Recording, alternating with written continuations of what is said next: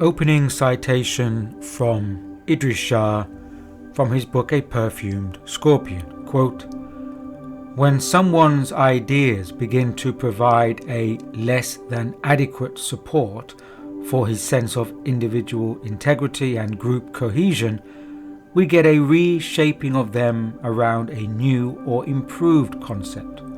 Again, if he or she is not psychologically autonomous." End quote. In the preceding essay, The Will to Purpose Part 1, I talked about how an effort is required, a will to purpose, so that insight can be acquired and take a person away from automated behavior. That is, away from the state of the robo-sapien. The exercise of such purpose-driven will is a conscious act, an attempt to break out of conditioned traits, opinions, and the consensus narrative. It is the will to acquire insight and to perceive those societal conditions that push people to conform and to place their dependency and authority onto external systems. Yet, at the same time, such a purposeful will can be a conscious, secular inner drive based on rational cognition. It need not be related to an inner impulse or a metaphysical impulse. There is a distinct lack of support in modern societies for pursuing the inner life and for the inner quest. The denial of the inner life is reflected through increasing materialism, and these material forces then influence and shape the life of the inner spirit or force. The inner life becomes what it is fed upon, and if it is fed upon nothingness, the outer life may be dotted and interspersed with glamorous distractions and entertainments, whilst the inner life exists in a dark void. In order for a metaphysical inner drive, a shift in perception is required, which then alters how consciousness interprets local reality. This shift inaugurates a new center of insight that recognizes the metaphysical principles that underlie reality and our physical existence. Some people, such as Nicholas Hager, refer to this awakening perception as akin to a Heraclitus fire that unites spiritual and physical outlooks. The metaphysical perspective seeks awareness of the greater reality beyond or behind the physical world. The prefix meta can mean both beyond as well as behind. In other words, it is the eternal behind the temporal. What is being referred to here are those aspects beyond surface appearances. The immaterial fire or light exists as the metaphysical background or radiation to physical existence, and it radiates or flows into physicality through material bodies and forms. That is, the metaphysical light infuses materiality through a vital force of energy or conscious willpower. This non-visible metaphysical fire or light is not perceived by the outer senses, but by the inner being. For this reason, it remains untouchable to the persona or social ego of the individual.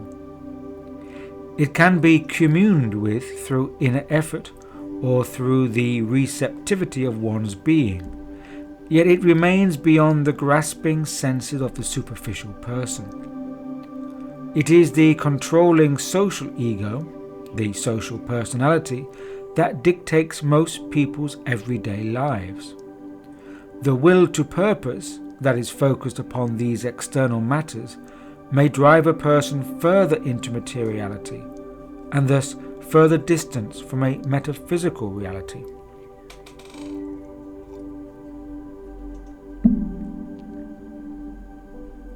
The deepening materiality of our modern era has further dissolved the presence and recognition of metaphysical impulses in human life.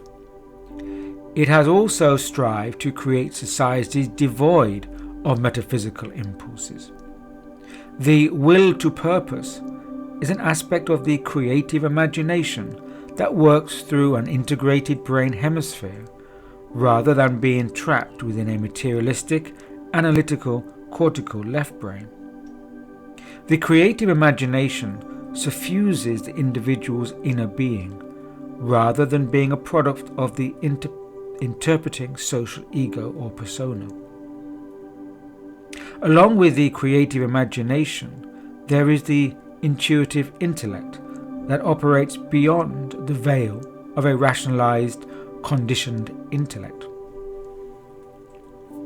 Art, literature, symbols, and the like can act as portals or gateways for the transmission of metaphysical information into human cultures and societies. In recent years, this medium of transmission has become overtly visual alongside a dumbing down of textual materials. Fewer and fewer people are gaining knowledge and/or information through books and written text, especially the younger generation. The immersion into textual materials takes time, effort, and attention. Contrary to the now famous sound bites realm of social media, Twitterings, Insta influencers, and similar superficial and exploitative modes of expression. The process of transmutation and transformation takes an amount of intentional will to purpose, aligned with a metaphysical inner drive that is less coveted by our modern cultures.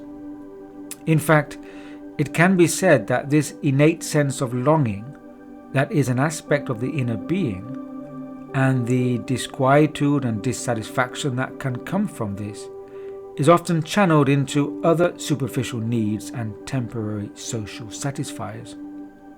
Such social satisfiers act as a form of conversion therapy that attaches people to dependency-orientated activities and habits as a way of providing comfort and reassurance, which people then become overly used to. Metaphysical symbols and vocabulary, i.e. the transmitters, have lost their precision and/or function in modern times. Many of them have become slogans, branding, and mostly dead language, as they have been co-opted by superficial organizations and groups. Language such as heart, spirit, psyche, eternal, self, soul, transcendence, cosmos, and many others have become co-opted and colonized by a commercial, materialistic, and often exploitative energy. The patterns of metaphysical meaning and significance that such language once weaved has been deactivated by a modern social language that vibrates with a flat frequency of materialistic pseudo-spirituality. Perhaps the way forward now is to frame such aspects within a psychological understanding, utilizing a psycho-spiritual lens of perception.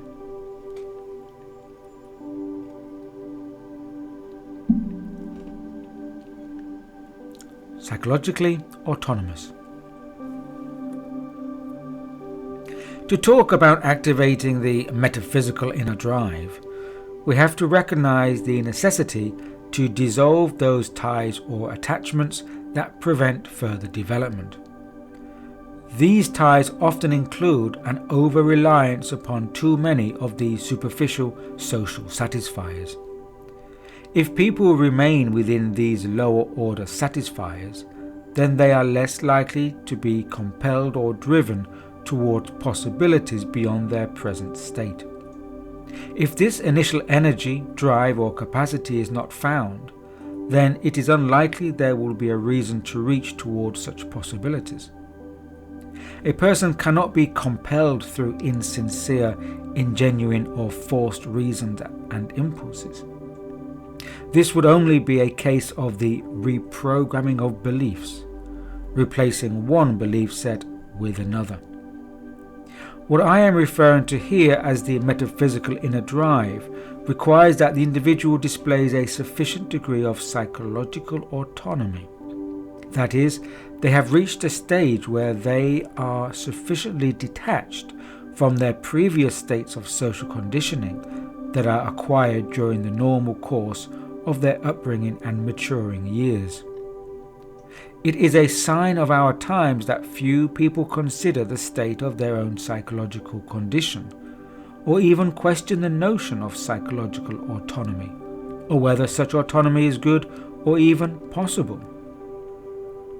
The general human psyche becomes attached to those impacts and influences that touch them emotionally, or which they like or are excited by.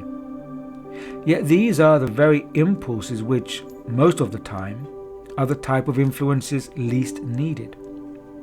The regular inner drive can be fueled and energized by following particular likes and personal orientations. However, the metaphysical inner drive is more likely to require input and stimulation from those impulses not immediately recognizable as such, and which are often far away from entertaining and emotionally attractive.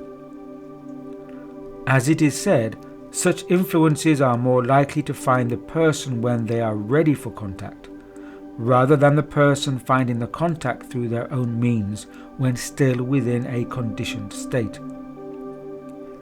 As it has been noted, quote, "We may at once admit that cultures which seek to highlight crudities, things which immediately appeal, and to project them in attractive forms and endorse and sustain them, are unlikely to produce, on the whole, people with appetites for other than more of the same thing." End quote. These appetites that have been shaped for crudities, the superficial social satisfiers, are likely to perpetuate the same behaviors within people that feed these desires. The recognition of this is part of the first stage in shifting to a will to purpose that is internally driven. For many, this will offer a formidable barrier to surmount. And it can be surmounted if the phenomena and its associated behavior traits can be observed in action, and then conscious action taken to comprehend these influences and impacts. It is no use to immerse oneself in commercial systems of well-being, such are nowadays classed as spiritual pursuits, and then to wonder why no real progress has been achieved. As the saying goes, reading does not change people unless they are ready to change. The metaphysical inner drive is not an impulse for well-being or spiritual satisfaction. It is an inner impulse for heightened perception, understanding, and ultimately knowledge concerning the human condition and humankind's role in this reality. The person of inner perceptual understanding is able to stand aside from the context of their environment so that it has minimal effect on them, yet also blending with it when required. It is a superficial will to purpose that seeks to dominate the environment and those within it, yet it is this style of behavior that is both encouraged by consensus society as well as rewarded by it. This is the distraction onto transient things as if they were constant. The will to purpose of the metaphysical inner drive seeks to take the individual out of and beyond the constraints of a life in which they have no understanding of or control over. Without this metaphysical perception and comprehension, a person remains bound within the limitations of what is sometimes referred to as an accidental life. This can be described as, quote, "He does not live very long, he can control very little of his circumstances, and the things which happen to him, even in the most highly structured environments, may have far more effect on his life than the things which he causes to happen, however much he may strive, and irrespective of whether or not he believes the reverse to be true." End quote. In order to change their state of consciousness, a person may first need to face the situation of their physical reality. The core of the current situation is that whilst humanity may collectively be experiencing a moral, political, financial and existential crisis, this is not the central crux. The essential characteristic of these times is that humanity is experiencing an evolutionary crisis. This is why so many aspects of our lives appear either broken or in breakdown. All that has once been splendid is now in disarray and dissolution. And yet without these multiple breakdowns and death throes, human consciousness will not gain the impetus to shift into another perceptual state. And it is the metaphysical inner drive that will not only assist this transformation, but also will be better suited to the future post-transition. Furthermore, it is this transformative process that is currently creating such an intense anxiety within the world. We may ask ourselves, when everything collapses, what remains? Without sufficient insight, all focus gets placed upon the transient and the superficial. These are the external factors that hook and pull people into a controlling consensus reality with very limited understanding. In this condition, little or nothing is known about the processes unfolding within our reality. Without understanding, people are quickly drawn into analyzing, criticizing and commenting upon external factors that are several steps removed from the metaphysical truths of what are occurring in our environments. It is the will to purpose of the metaphysical impulse that can stop a person from being manipulated and suffocated under conditions they do not understand. By not comprehending these external processes and their influences, people can be drawn into states of anxiety, frustration and anger. As the saying goes, did the philosophy of the fish ever help it to become an amphibian? This is why there is much to be said about gaining one's psychological autonomy, which is disengaged from the persistent conditioning and programming of the exterior world. The real catastrophe of our times is not the upheaval and chaos that plague our societies, or the criminal acts of the psychopathic elite few, but that the human individual is being lured away from the potentials of their own innate creative forces and into a state of servitude. Now is the time not only for perceptive cognition of the forces operative in our world, but also for activating the metaphysical inner drive within enough receptive individuals. What is needed is transformative change. Permanent transformative change is what transfigures the human being, rather than just talking endlessly about consciousness and methods for attaining so-called higher consciousness. Not that consciousness was ever a vertical property. To transfigure the human individual, establish a new developed state, marks a difference between a world of ideas, mental and or emotional, and a world that is perceived and comprehended from a distinct degree of perceptive understanding. Modern life is largely cultivated from the world of ideas rather than a world conducive to metaphysical truths. Thus, modern life only accumulates upon the externals, but does not utilize its resources for the possibility of transmutation. This systematic and consistent accumulation ultimately becomes a burden upon an energetically heavy, materialistic world. Similarly, any form of psychology cut off from an inner vitality and spirit is ultimately materialistic. What is required is a recognition of and contact with a psycho-spirit vital energy, and not just separate disciplines of spirituality and psychology, but both to work on the inner being. It is this lack of a psychological approach to inner work that has allowed many current practices of spirituality to drift into a commercial, well-being marketplace that caters for those seeking easily absorbed spirit satisfiers.